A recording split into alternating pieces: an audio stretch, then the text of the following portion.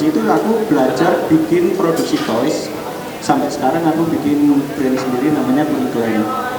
Terus aku mengajak temanku SMA ini buat jadi bagian dari studio kayak gitu. Oh gitu ya, jadi awalnya yang suka-suka gambar, suka-suka koleksi mainan, jadi sampai bikin mainannya sendiri. Betul, lebih kayak gitu. Lalu mengenai toys ini sendiri, kayaknya waktu kalau nggak salah 2018 saya pernah nonton TV, Internet TV itu ternyata ada komunitas toys di Indonesia ya, kalau nggak salah. Ada sih, banyak sih di Indonesia komunitas toys, macam-macam sih. Kalau untuk desainer toys juga akhir-akhir ini malah kayaknya lebih terkenal sih. Terus ada beberapa teman-teman di Jakarta juga bikin namanya komunitas IDS, Indonesia Designer Society. Kalau di Malang sendiri kita baru bikin mungkin 2 atau 3 tahun kemarin, itu nama komunitasnya Lidos. Oh Lidos, oh yang Lidos. Iya. Itu komunitas toys dari Malang. Kalau karena kita komunitas berarti kan gabungan dari beberapa individu. Iya, betul. Kalau mengenai profesionalisme itu karena kebanyakan dari teman-teman sanggar minat ya, ini kan bikin karya karena sesuai passionnya. Suka clay berarti bikinnya clay, suka merajut bikinnya merajut. Kalau kita bermula dari suka itu, apakah kita bisa menekuni karya seni sampai mengarah ke industri bisnis? Apakah kita bisa memulai bisnis dari mulai passion itu? Apakah bisa?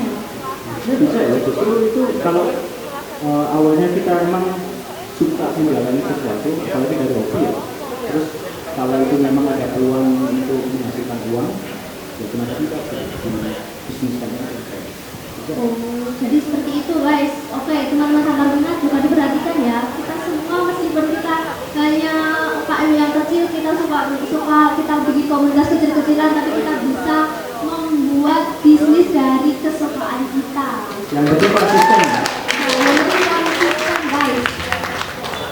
Nah, oke, kalau mengarah ke arah yang agak profesionalisme dalam bisnis itu, apakah kontrak itu sangat penting mas? Jika itu sangat penting, apakah kalau kita dari pemula, biasanya mahasiswa kan suka bikin komunitas, bikin usaha kecil-kecilan, lalu mungkin kerjasama dengan pihak luar, namun karena mungkin kita masih kecil, kita kayaknya mereka nggak butuh kontrak kita deh, kayaknya kita nggak perlu bikin kontrak sama mereka, nggak apa-apa. Nah, kalau masih kecil-kecilan itu, apakah kontrak itu sangat penting? Baik, kalau di tempat kami di Uniclan ini memang baru sekitar 2 tahun, Mbak. 2 tahun dan beberapa proyek memang kita berikan kontrak. Salah satunya mungkin dengan beberapa band di lokal Malang, yang pertama Diesel dan kedua Tani Maju. Jadi memang kita dengan mereka berkontrak untuk membuat toys. Mungkin bagi teman-teman band ataupun teman-teman yang lain mungkin agak apa ya, agak tidak kayak rancu gitu ya, teman sendiri kok dikasih kontrak gitu ya. Jadi tapi dari kami berusaha meyakinkan teman-teman yang kita ajak kolaborasi agar dengan adanya kontrak ini masing-masing punya hak dan kewajiban yang sama dan bisa saling aman ketika terjadi sesuatu. Dan bagi kami sendiri, bagi Uniclan, dengan adanya kontrak ini bisa membuat brand kita ketika besok-besok kita mau mengejar hal yang lebih besar, misalnya kita mengejar korporasi atau yang lain, kita bisa lebih ada bukti kalau kita berpengalaman. Jadi untuk awal-awal memang menata sebuah kontrak itu sangat sulit sekali, tapi saya yakin teman-teman di sini bisalah kita belajar mengenai membuat kontrak pelan-pelan, baik itu misalnya kira-kira pemesanannya berapa pieces, cara jualannya seperti apa, bagi hasilnya seperti apa, dan seperti itu. Jadi hal paling dasar bagi kita, bagi kami, ketiga untuk karya yang lebih profesional adalah kita membuat kontrak untuk masing-masing proyek kita, seperti itu. Nah, jadi gitu guys, meskipun bisnis kita ini masih kecil-kecilan, tidak menutup kemungkinan bakal ada terjadi sesuatu. Nah, untuk mengantisipasi itu kita harus tetap namanya ada kontrak atau menyusun perkontrakan gitu. Nah, kalau dari pengalaman Mas Rino dan Mas Ramya, adakah contoh resiko yang terjadi ketika kita mengabaikan atau menyepelekan kontrak, Mas? Oh, baik. Bagi kami, Uniklan ya, misalnya kita ada beberapa kondisi yang tiba-tiba menyalahi sebuah kontrak, maka bisa jadi kerjasama tersebut gagal atau dibatalkan. Jadi ketika besok-besok misalnya kita berkolaborasi dengan brand A seperti itu ya, tiba-tiba brand A ini menyalahi sebuah pasal dalam kontrak seperti itu, jadi kita lebih aman ketika kita tidak jadi membuat project yang untuk brand A tersebut karena brand A menyalahi kontrak seperti itu. Jadi bagi kami dan bagi teman-teman kami yang lain, sebuah legalitas itu penting, terutama di kontrak, karena juga kalau berdasarkan data ya, salah satu kenapa usaha UMKM atau usaha startup ataupun usaha yang kita rintis ini gagal adalah salah satunya karena permasalahan hukum seperti itu. Jadi bisa jadi kita sudah baik-baik membuat produknya, tapi dengan tanpa adanya kontrak tersebut, tiba-tiba rekanan kita atau mitra kita menyalahi, misalnya nggak mau bayar atau tidak jadi ngambil seperti itu. Jadi itu adalah hal-hal yang bisa merugikan kita.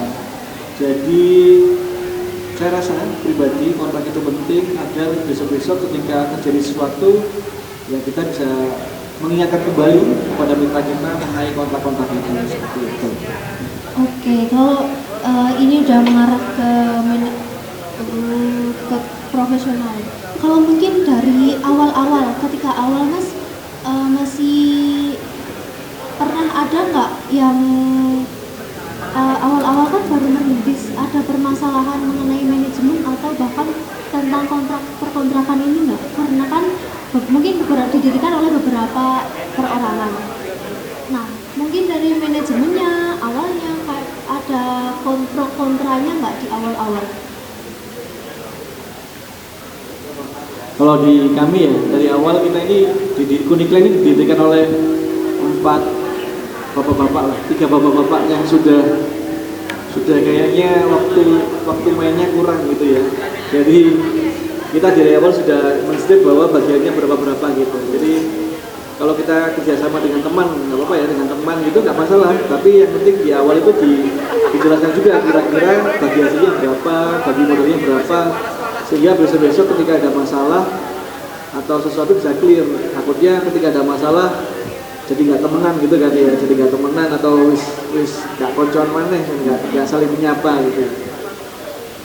Ya juga bagi-bagi job desk-nya juga, kira-kira kalau ini bagian yang desain, yang produksi, kalau saya bagian yang hubungan dengan mitra, rekanan seperti itu. Kalau teman satu lagi hubungan dengan pencari modal seperti itu. Jadi memang tidak terlalu terlalu fokus ya, karena kita semua punya kesibukan masing-masing. Tapi kita sudah bagi-bagi di awal.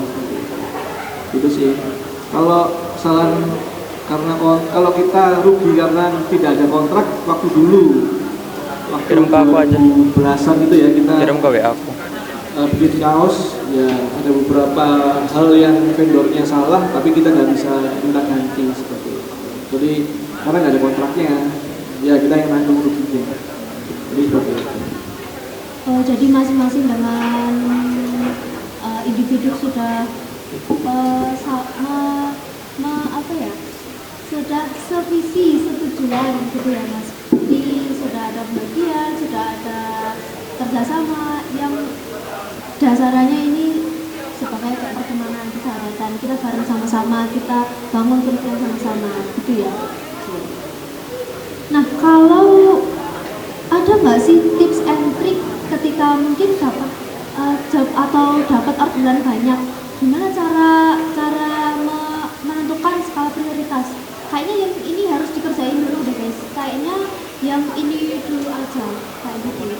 Jadi ada tips and trick cara menentukan prioritas ketika dapat orderan banyak banget atau enggak? Oh gitu. Biasanya kami sama saya dan Rino ini biasanya kalau ada deadline gitu ya atau project berjalan ya, kita buat timeline gitu. Dari start sampai finish ya pasti ada bleset-blesetnya. Cuma dengan adanya patokan-patokan timeline seperti itu, ini yang buat kita lebih terarah seperti itu dan juga kalau prioritas misalnya kurang tenaga gitu ya, kalau Rino ini ngejak teman-teman ini, teman-teman dari sana juga, dari Mas Duta dan dari sebagainya seperti itu. Oh, jadi begitu ya, tetap tentang membuat timeline, membuat mana yang harus didulukan.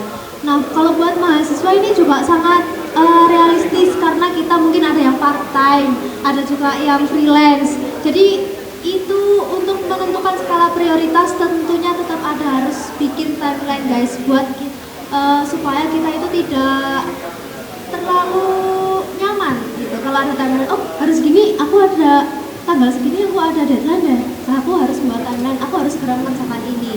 Jadi itu untuk mahasiswa timeline ini sangat penting, perlu diingat. Biasanya itu ya kayak sistem kebut semalam gitu ya. Nah, kalau kita ini memang gitu kak. Nah, biasanya ya emang kalau dari zaman kuliah emang sering sih kayak gitu. Cuman biasanya itu setelah jadi itu kita langsung kayak ngerasa wah ada yang kurang nih, coba bisa nih digini lagi, bisa ditambahin kayak gitu sih ya. Karena itu tidak sesuai dengan timeline tadi. Betul banget, karena kita sistemnya kebut semalam, kadang juga apa yang kita kerjakan, aduh kayaknya kurang nih, terus besoknya yes kita benahi lagi seperti. Nah kayak apa ya, waktu produksi kan tidak semuanya berjalan dengan lancar kan. Ya. Nah sering kali itu terjadi masalah ketika itu tidak atasi dengan baik, mungkin si timeline-nya itu juga bisa mundur kayak gitu. Kalau ngerjakannya terlalu mepet pasti bakal berantakan sih. Makanya itu timeline itu harus penting, apalagi di studio keunikan. Nah, kalau kan tadi sempat disinggung hal industri art toys, apalagi di Indonesia ini kan juga banyak banget seniman art toys, desainer art toys kayak gitu. Kalau gitu apa sih pentingnya relasi? Baik, sebenarnya kalau cerita Uniklan kan masih baru 2 tahun ya, dan secara media sosial kita juga nggak terlalu dikenal gitu ya. Tapi dengan kita berkolaborasi dengan band-band lokal seperti tadi Maju dan Diesel waktu itu, ya kita sangat berterima kasih kepada mereka. Jadi kami mengalami pertumbuhan yang signifikan, baik dari total followers, terus produk kita dikenal, terus pembelian produk seperti itu. Jadi dengan adanya kolaborasi ini kita nggak harus naik, kita nggak harus finish itu dengan capek, dengan lelah gitu ya. Tapi kita bisa bersama-sama. Dan apalagi teman-teman kolaborasi kita, teman-teman band ini sangat baik sekali. Jadi kita juga dibantu untuk promosi dari mereka sehingga kita menurut kita ya cukup baik seperti itu. Jadi memang kolaborasi bagi kami penting. Selain itu kolaborasi nggak hanya dengan partner jualan ya, tapi bisa dengan partner produksi seperti itu. Jadi partner produksi juga bisa saling kolaborasi, nggak harus kita beli, tapi bisa jadi mereka juga membantu kita. Jadi kolaborasi itu sangat penting ya. Ya sangat penting Pak. Apalagi kalau kita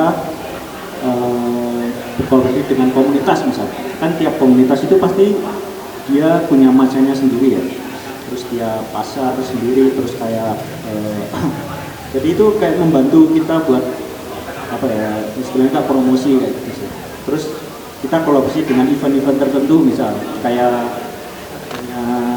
pameran-pameran kayak gini. Terus berkolaborasi juga tidak harus dengan yang setema misal. Kalau misal beda kan justru menurutku lebih menarik ya. Jadi kita bisa cari titik tengahnya itu kayak gimana. Jadi kita bisa lintas pasar. Kalau sejauh ini nih, selama adanya Uniklan ini, selain band-band mungkin yang lintas lintas tema ini apakah sudah ada mas kolaborasi dengan komunitas yang lintas tema kayak gitu, yang bukan semua? Kalau aku di bidang toys ada beberapa sih, kayak mungkin kolaborasi dengan brand apa ya, kayak fashion itu ada. Jadi gimana kita nyari titik tengahnya itu antara toys dan fashion misalnya gitu. Terus kayak kalau aku malah sering lihat kayak toys digabungkan dengan brand fashion kayak sepatu kayak gitu kan, jadi menarik ya. Misal kita beli sepatu ini terus kita dapat apa ya, kayak kesempatan buat membeli toysnya. Oh jadi brand fashion sama toys ini juga bisa digabungkan ya? Bisa. Kalau aku lihat-lihat ini juga ada karya yang mengkolaborasikan antara fashion dan toys juga ya, kalau nggak salah ini. Oh iya, ini dari kain bukan mas? Karyamu ya? Bukan? Kolaborasi mas. Kolaborasi? Ya. Baru pertama kali juga mas ini bikin baju untuk toys juga, karena ternyata lumayan ribet juga ya.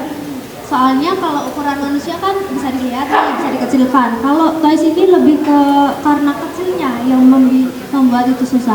Tapi kalau dari penjelasan mas, kayak juga masuk banget toys ini digabungkan dengan brand fashion teman-teman.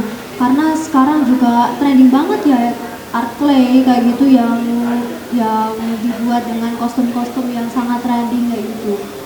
Nah kalau sejauh ini dari Mas Rame dan Mas Rino, seberapa pentingnya sih kolaborasi ini dapat memperluas jangkauan pasar di bidang industri atau ekonomi kreatif ini?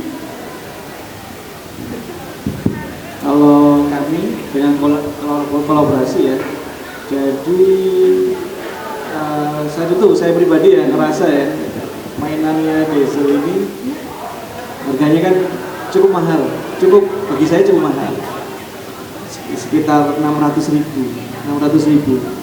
Nah, saya pribadi gak yakin tuh laku, tapi dengan adanya kolaborasi dibantu promosi dengan teman-teman band, alhamdulillah waktu pameran di Lidos itu ya, itu sold out semua untuk harga segitu. Jadi saya rasa dengan adanya kolaborasi dengan orang yang tepat dan baik, produk kita bisa terjual dengan baik juga seperti itu. Jadi saya rasa sih kalau seni itu harganya itu gimana ya?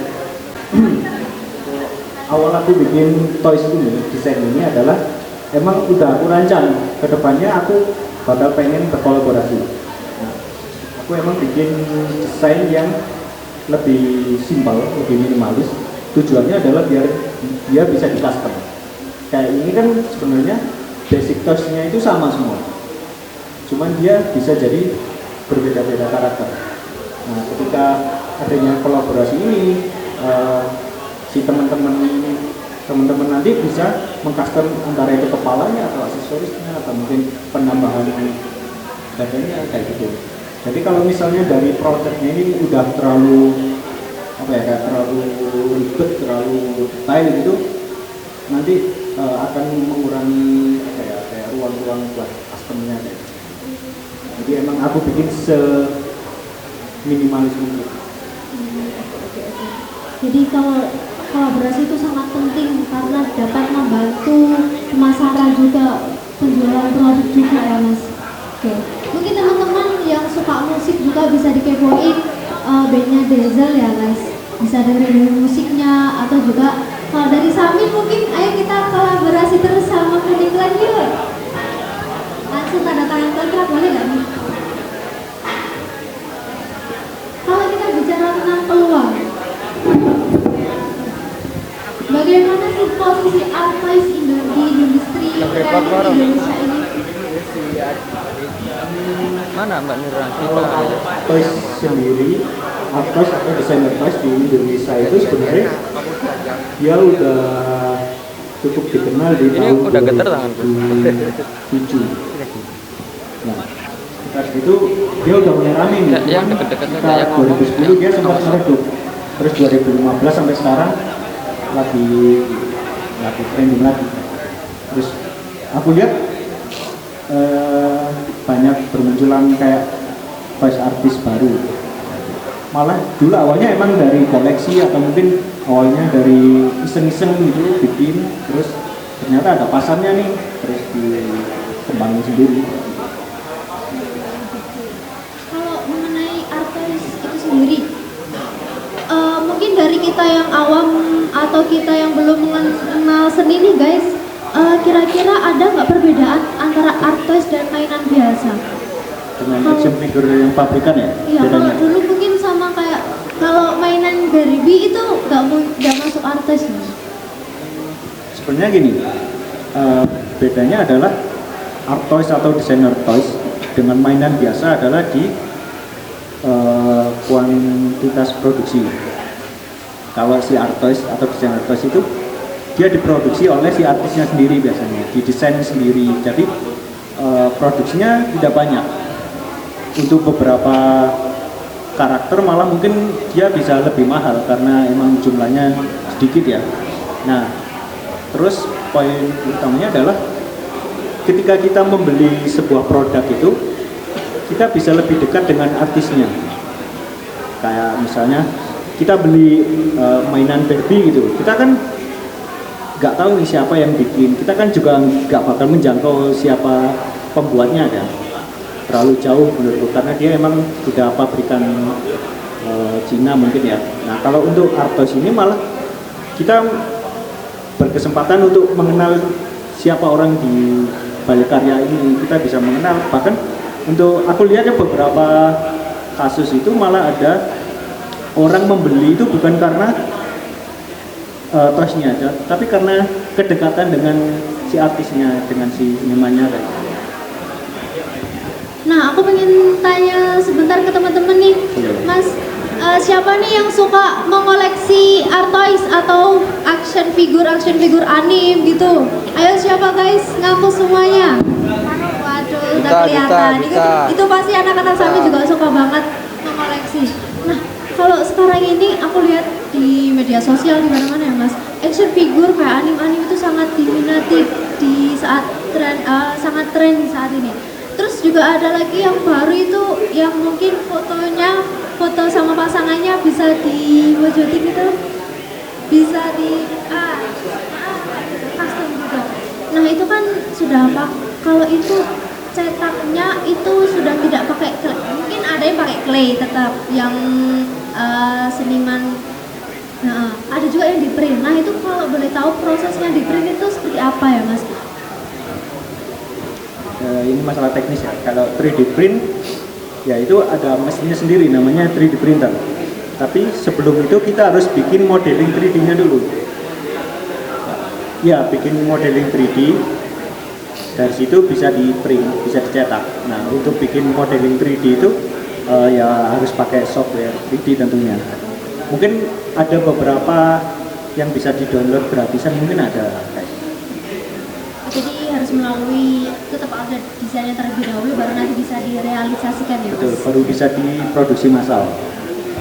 Kalau menurut Mas Rino dan Mas Ramia sendiri, karya artis milik seniman desainer Indonesia ini apakah sudah layak berjejer dengan karya-karya artis milik seniman luar negeri? Kalau menurutku udah layak sih. Malah beberapa temen itu menurutku udah go internasional ya. Malah banyak yang diapresiasi juga. Salah satunya mungkin kalau yang di Indonesia itu Ong Andri kayaknya. Dia sekarang udah diproduksi oleh Orson. Ya, sampai udah. Dia awalnya juga dari hobi sebenarnya. Terus karena dia suka gambar juga, terus dia bikin mainan, sering ke beberapa pameran, akhirnya dilirik oleh pabrikan Cina mungkin, terus sampai sekarang. Jadi gitu. Tapi ada nggak sih tipsnya gimana supaya biar seniman atau desainer artis Indonesia ini bisa go internasional? Ya tentunya harus itu ya apa, sering sering memposting karyanya mungkin ya, sering ikut pameran, sering kolaborasi juga tentunya. Aku lihat sih beberapa teman itu malah dia sering pamernya itu di luar negeri. Kalau di Indonesia emang belum sebanyak itu. Kalau di Jakarta mungkin masih ada 2 event lah. Itu aja menurutku masih kurang gitu. Malah banyak yang keluar negeri dulu, baru terkenal di Indonesia baru ke up lagi. Nah gitu, jadi guys, buat teman-teman Sanggar Minat atau teman-teman semuanya yang mungkin pengen karyanya go internasional atau mungkin jadi 3D artis atau desainer toys, mungkin bisa dipublish terus karyanya. Mungkin siapa tahu Mas Duta pengen go internasional karyanya, ya kan Dut?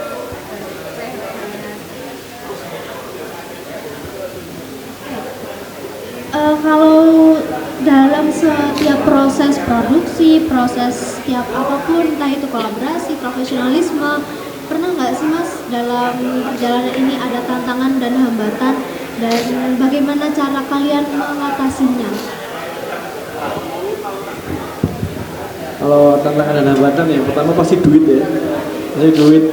Kalau mau produk kita terjual dengan cepat atau banyak, tentunya kita butuh promosi yang luas, butuh duit juga. Bentar. Makanya kita juga mungkin juga sama dengan teman-teman juga ya. Jadi kalau kami itu membagi project itu ada 2 project idealis kita, ya seperti yang dibuat oleh Mas Rino ini. Dan yang kedua adalah project untuk cari duit. Jadi ada beberapa project itu yang nggak kita kita tampilkan di Instagram kita, nggak kita pasarkan sendiri. Kita kayak dipesan oleh orang lain untuk produksi mainannya. Jadi ada 2 project di kita itu. Jadi pertama adalah project idealis, ya yang project utama gitu ya. Yang kedua adalah project cari duit. Project cari duit ini project-project yang tidak kita show di Instagram kita seperti itu. Jadi gimana caranya project idealis ini berkembang ya duit dari project cari duit tadi. Jadi duit-duit itu kan mensubsidi silang seperti itu.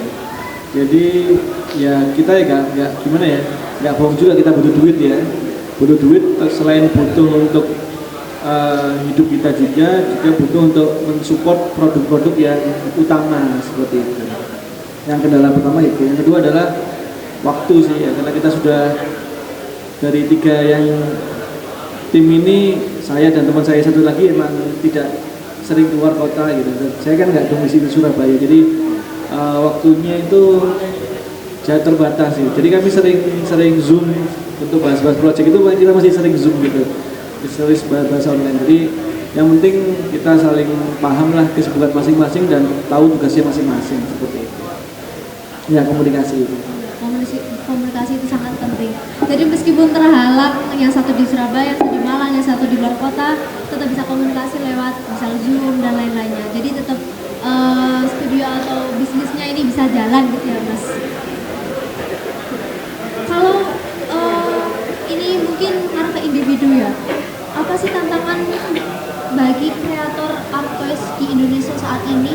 Karena mungkin kita kedatangan teknologi AI dan sebagainya. Apakah art toys ini bisa terancam atau seperti itu, atau mungkin banyak artis baru-baru yang menggunakan AI atau sebagainya seperti itu Mas? Emang kayak sebuah polemik ya. Cuman balik lagi, kita akhirnya adalah harus berperang dengan ide, dengan konsep.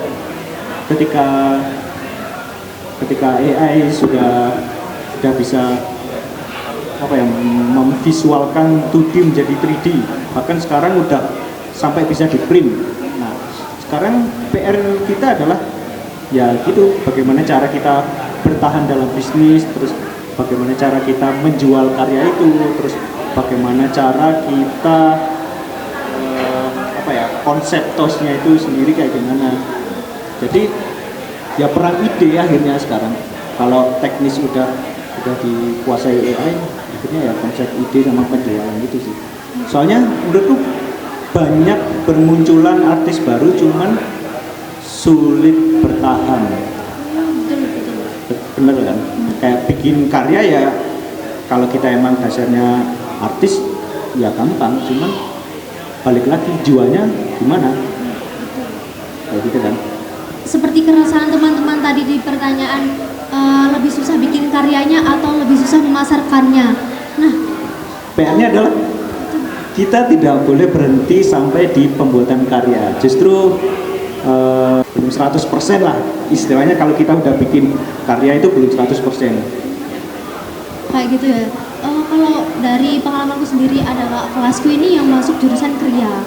Nah, kriya kan lebih ke manual bikin karyanya, dari kayu, dari seperti itu. Mungkin omsetnya memang besar. Misal dia bikin kayu dari pahatannya itu bisa sampai 15 juta. Tapi karena kalau tidak ada orderan masuk atau mungkin dia tidak sering-sering mempublish karyanya, berarti ya kembali lagi kita nggak punya apa-apa, seperti itu. Mungkin butuh inovasi mungkin ya.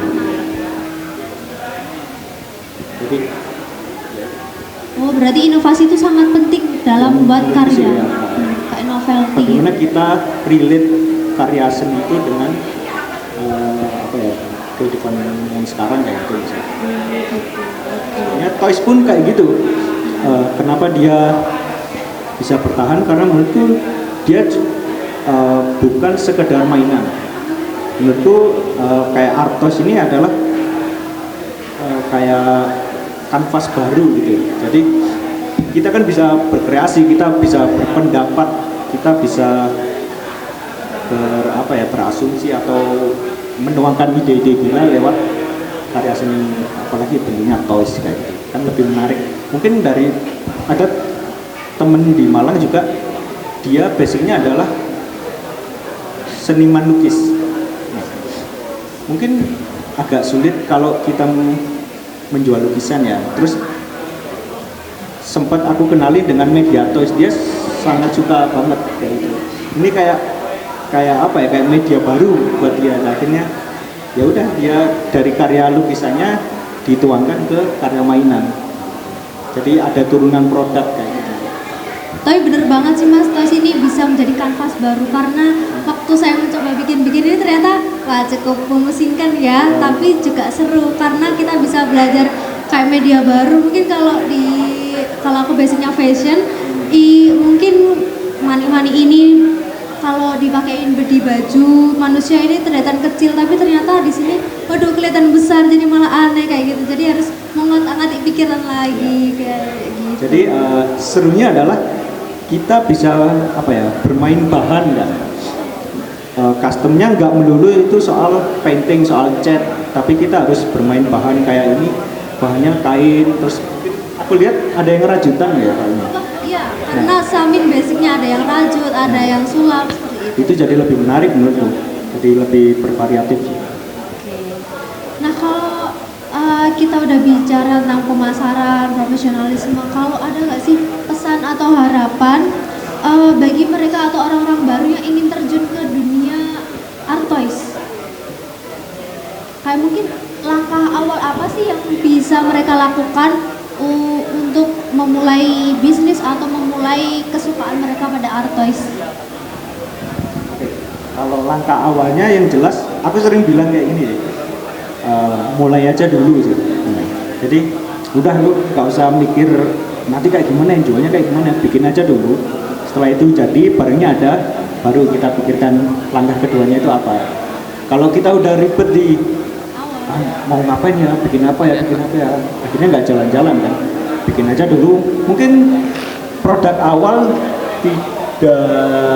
tidak selalu sempurna ya, tapi dari situ kan kita bisa belajar, kita bisa evaluasi, oh produkku ini kurang ini. Setelah dipasarkan, setelah diperkenalkan, mungkin kita lihat respon masyarakat, respon pembeli kayaknya kurang gini, terus ada masukan kayak gini, itu kan juga buat insight, masukan juga ya. Jadi kita bisa revisi lagi di produk berikutnya kayak gitu. Nah, jadi gitu guys, buat kalian yang ingin berkarya di art toys, kalian bisa memulai aja dulu, bikin aja dulu. Meskipun itu karyanya nanti ada yang suka atau enggak, bagus atau enggak, semua bermula dari awal. Jadi mungkin karya pertama akan sedikit, waduh kurang ini nih, tapi dari karya pertama kita bisa memulai karya-karya selanjutnya. Terakhir nih Mas, terakhir, kalau membicarakan masa depan, kira-kira bagaimana sih perkembangan Partoys di Indonesia? Kiranya karena di Indonesia banyak seniman lukis atau ilustrator seperti itu. Kira-kira kalau bisa nggak ya kita melihat sedikit ke depan ini perkembangan Partoys di Indonesia ini akan bagaimana? Akan semakin diminati kah atau akan banyak artis 3D yang muncul kah? Yang jelas makin banyak sih aku lihat, apalagi dengan adanya AI itu tadi ya, kita bisa skip proses 3D yang ribet gitu. Yang dulu awalnya kita harus butuh orang lain untuk bikin 3D dengan mungkin biaya yang lebih besar gitu. Tapi dengan adanya itu, ya udah kita bisa lebih mudah, mungkin bisa lebih cepat. Yaitu kembali lagi akhirnya kita adalah perang di konsep desain dan cara penjualannya. Tambah lagi, pernah dengar istilah black box? Jadi kalau ya kayak kita nggak tahu nih beli mainan, cuman kita mau dapat apa, ya kan? Itu menurutku strategi pemasaran yang bagus. Jadi kita bagi pembeli itu apa ya, kayak ego apa untuk mendapatkan, aduh aku pengen ini tapi Yang butuh stabilizer. setelah beli nggak dapet nih, akhirnya beli lagi. Strategi yang menarik banget karena kalau Aku lihat akhir-akhir ini kayaknya lumayan banyak ya yang beli. ya mungkin kayak yang kalau baru-baru ini yang Family Mart X Demon Slayer, misal aku pengennya sama ini kayak gitu, merchandise, lebih ke merchandise. Aku pengennya dapat karakter ini tapi kok dapatnya yang jahat kayak gitu. Jadi keinginan terus membeli ke Family Mart itu semakin menambah. Jadi seperti itu ya Mas kira-kira. Jadi memang secara ekonomi ya, atau peluangnya banyak di toys ini ya. Jadi mungkin dulu penggemar band gitu beli merchandise-nya adalah bentuk kaos gitu ya. Tapi sekarang ini sudah ke arah yang lain seperti itu. Ada mungkin sekarang kita mungkin beberapa waktu terakhir juga sepatu atau mungkin papan skateboard seperti itu ya. Nah kita juga bisa masuk di merchandise yang lain ya. Contohnya juga toys juga. Dan juga kalau mau ke arah yang lain juga banyak sekarang tuh kantor-kantor yang dulu awalnya souvenirnya adalah mungkin notes gitu ya, notes ataupun kalender gitu ya, sekarang sudah ke arah yang lain seperti itu. Kadang-kadang juga ada benda elektronik maupun yang mainan juga ada. Jadi sekarang itu perluasan merchandise ataupun souvenir itu lebih banyak. Jadi ada kesempatan buat toys ini masuk di situ. Wah, ternyata masa depan Partoys ini sangat terlihat jelas ya guys di Indonesia saat ini. Tak terasa nih materi-materi atau obrolan-obrolan ini sangat menarik sekali yang sudah dibagikan oleh Mas Ramya dan Mas Rino. Sekarang kita masuk ke sesi tanya jawab. Nah, bagi teman-teman yang ingin bertanya, ayo silakan angkat tangan. Waduh, sudah ada yang langsung angkat tangan. Waduh, ini juga ada yang tangan. Oke, 3 dulu ya guys, 3 dulu. Oke.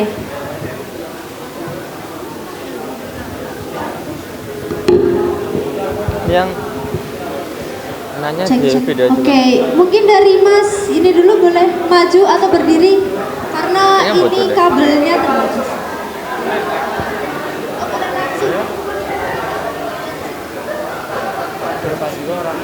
Pakai mic dong.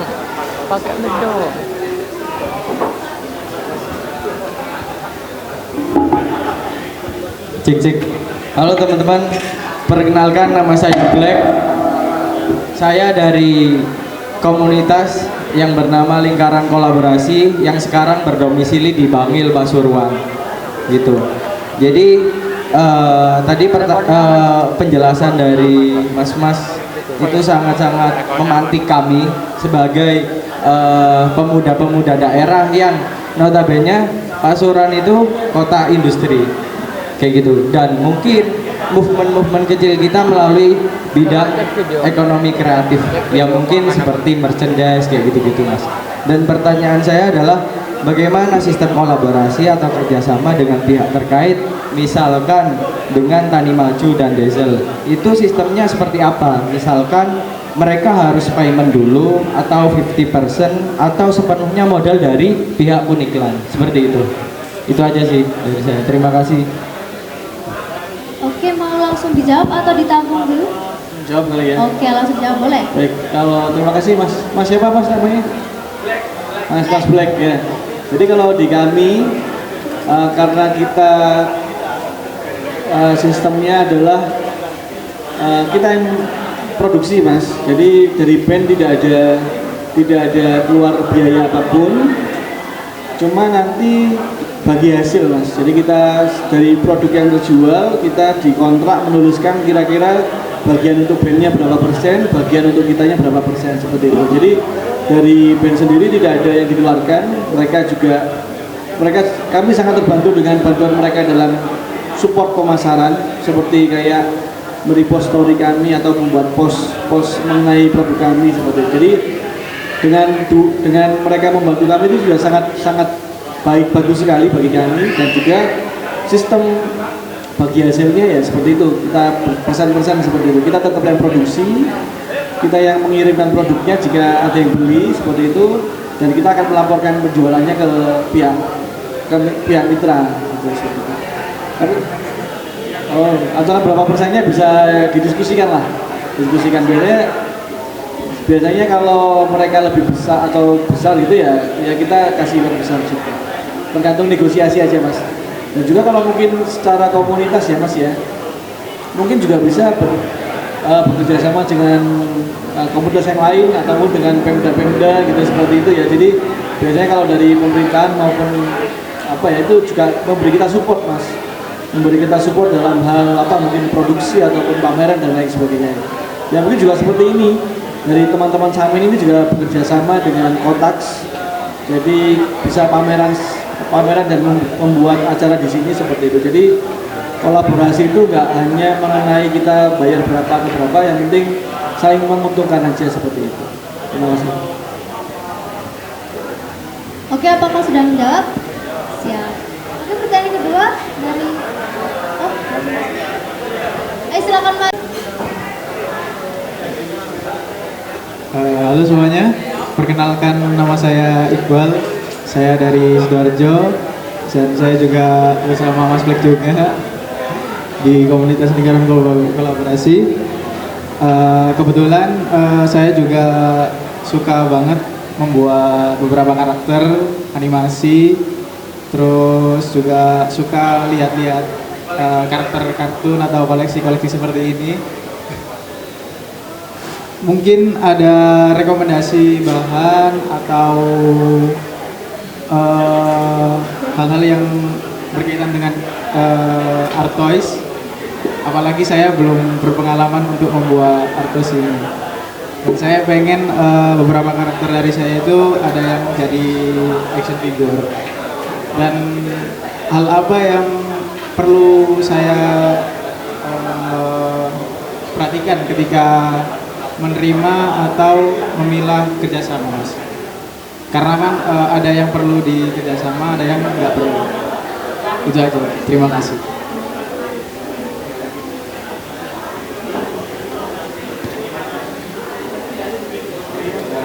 Terima kasih Mas Iqbal untuk pertanyaannya.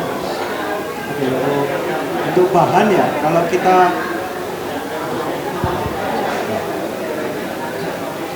untuk pembuatan toys itu bahannya ada beberapa sebenarnya. Ada yang manual sama yang pakai 3D print yang tadi dijelaskan. Kalau manual ya jelas kita pakai clay. Nah, clay itu pun jenisnya ada banyak. Nanti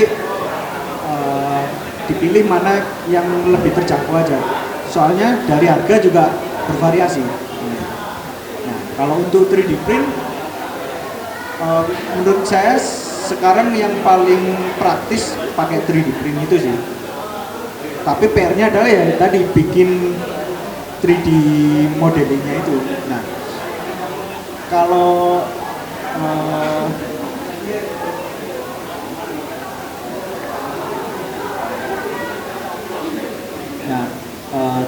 sekarang aku lihat banyak yang buka jasa untuk 3D print ya. Kalau yang zaman dulu emang lebih mahal, terus juga sulit. Kalau yang sekarang banyak, terus harganya juga cukup bersaing sih.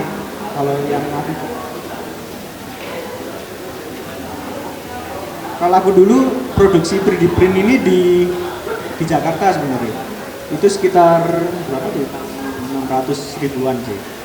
Kayak gitu. Cuman harusnya ada yang lebih murah lagi sih.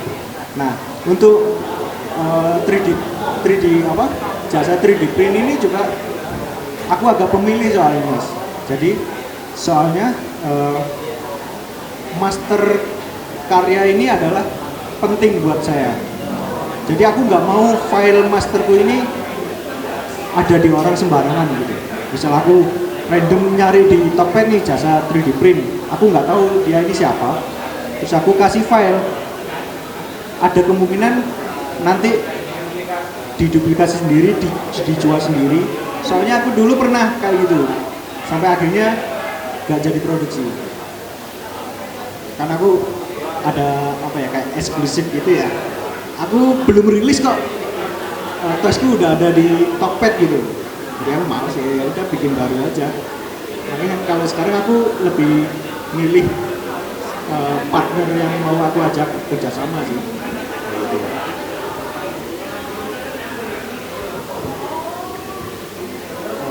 Apalagi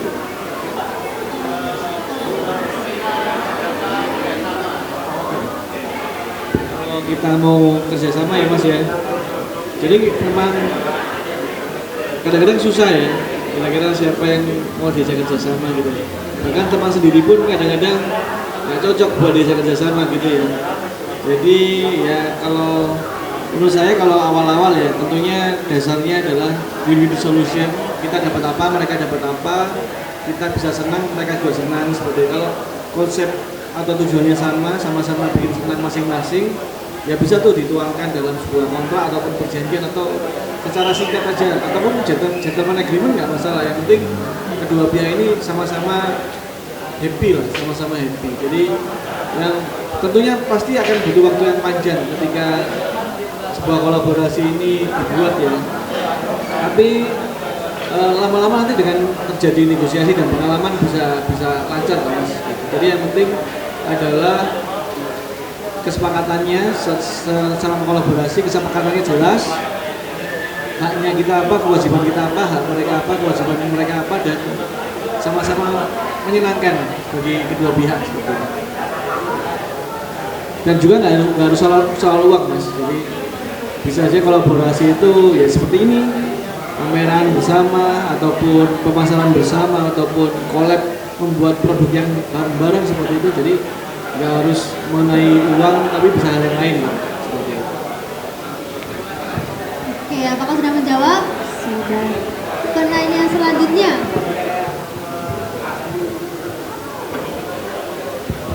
Oke, terima kasih untuk kesempatannya. Perkenalkan, saya Ayuke dari UKM Sanggar Minat. Saya ingin bertanya, kan kita nggak jauh-jauh dari soal keuangan ya. Mungkin bisa diceritakan dari Mas Rino, Mas Rania mengenai manajemen keuangan di awal bentuknya studio sama komunitas yang dibentuk. Itu aja. Terima kasih. Mungkin di Kalau awal-awal. kami di awal-awal ya, mungkin sebelum Kuning Lain ada dulu saya sama Marino pernah bikin produk juga, clothing store namanya anak mahasiswa ya, dikasih duit banyak, tiba-tiba dapat duit banyak, habis buat makan-makan gitu ya. Akhirnya kita semakin ngerti lah ya. Sekarang pun akhirnya kita komitmen di awal, kira-kira ketika dapat duit mau diapain. Biasanya kalau kita dulu waktu mahasiswa, ketika dapat duit banyak, pengennya makan-makan ya, makan-makan, seneng-seneng, beli apapun. Kalau sekarang sih lebih ke kita tahu tujuannya apa, ngapain. Kalau dapat duit, tujuan kita adalah memperbaiki produksi, memperluas area pasar dan lain sebagainya. Jadi komitmen di awal lah yang penting seperti itu, dan juga harus tercatat. Kalau sekarang ini banyak aplikasi ataupun pakai Excel atau catatan di buku pun nggak masalah, yang penting tercatat seperti itu. Itu sih dari kami. Tapi bener banget sih Mas, karena mahasiswa itu kalau dapat pendanaan mungkin ya, kalau emang ranahnya bisnis itu nggak diterusin, jadi dihabisin dengan makan-makan, pesta-pesta seperti itu. Dan juga bisa dibagi, misalnya dari dapat 100 nih, yang buat produksi berapa persen, buat developmentnya berapa persen, buat gaji timnya berapa, buat makan-makannya berapa gitu. Jadi seperti itu ya, ada pembagian lah. Jadi tidak hanya untuk senang-senangnya saja dapat duit, oh dapat duit nih, tapi juga dipikirin nanti selanjutnya ini produksinya bakal kayak gimana. Jadi nggak awal ketika fee itu cair semua terus kita bagi semua gitu. Jadi ntar kalau ketika ada produksi lagi masuk kita bingung duitnya udah dipakai semua. Jadi kita harus memikirkan bagaimana cara bisnis ini berjalan lebih lama kayak gitu. Bahkan ketika tidak ada orderan masuk, tapi duit tabungan itu masih ada dari proyek-proyek sebelumnya kayak gitu. Bisa buat kayak modal ketika masa-masa ada order gitu ya. Gimana? Sudah menjawab? Oke, jadi gitu ya. Kebetulan ini bendahara samping Mas, jadi mengelola keuangan, makanya dia tanyanya keuangan gitu. Nah, luar biasa sekali nih, banyak hal baru yang kita ketahui dari Mas Rino dan Mas Ramian. Terakhir nih, ada nggak yang ingin bertanya lagi? Sudah? Oke. Kiranya teman-teman semua sudah cukup dengan materi hari ini. Terima kasih untuk Mas Rino, Mas Ramian atas sharing yang inspiratif hari ini. Semoga kita bisa menambah wawasan dan semangat dalam membuat karya setelah dari talk show ini.